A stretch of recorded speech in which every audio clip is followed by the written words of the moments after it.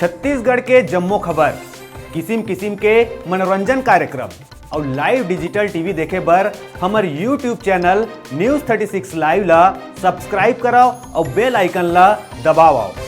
जय जोहार।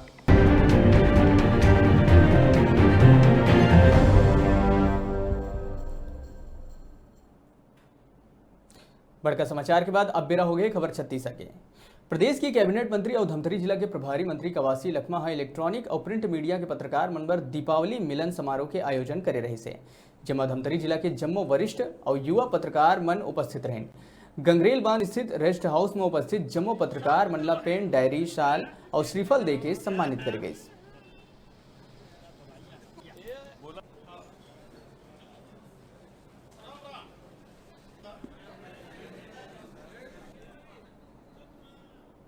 पहला बार 15 साल में हमारा सरकार बना।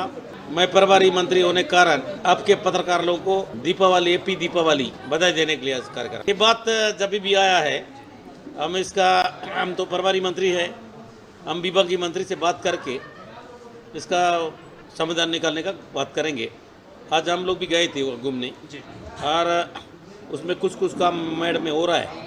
ये मेड़ के में ठीक ठाक होने के बाद इसको हम खुलवाएंगे। कौन सा कानून में अड़चन आ रहा है उसको हम लोग देखेंगे और बंद किया गया था, जल संसाधन मंत्री से बात करेंगे।